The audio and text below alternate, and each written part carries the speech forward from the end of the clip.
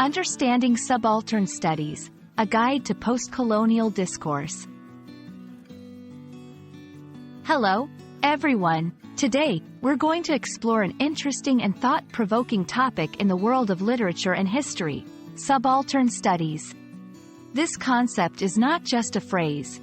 It's a window into understanding how history and culture are studied and interpreted, especially from the perspectives of those who are often overlooked. So, let's dive into what subaltern studies really means and why it's important. Subaltern studies refer to a field of academic inquiry that focuses on the history and voices of people who have been marginalized or oppressed, particularly in the context of colonial rule and its aftermath. This term was first used in the context of South Asian studies but has since been applied more broadly. It's important to understand that subaltern is not just a fancy word for the oppressed. It specifically refers to those whose voices and narratives have been pushed to the margins by dominant power structures. This movement originated in the 1980s with a group of South Asian scholars.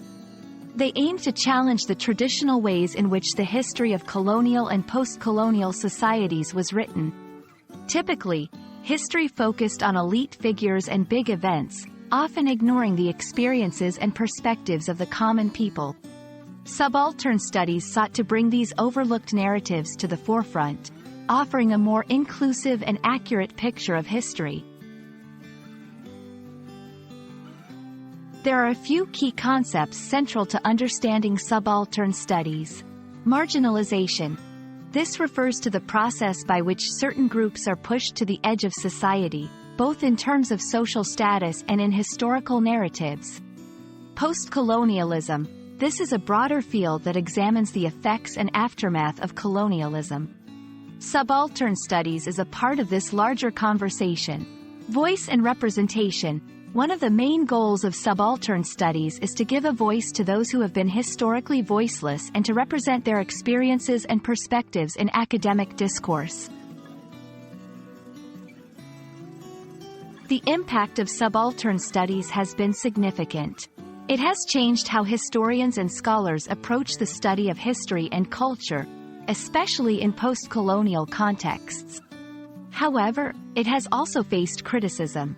Some argue that in its attempt to give voice to the marginalized, it sometimes oversimplifies complex historical situations or overlooks other important factors.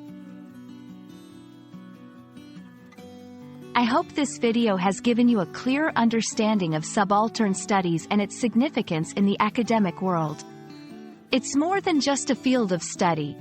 It's a perspective, a way to ensure that all voices are heard, especially those that have been historically silenced. Thank you for watching, and I hope you found this enlightening. Remember, history is not just about the victors, it's also about the voices of the unheard. Keep learning and exploring.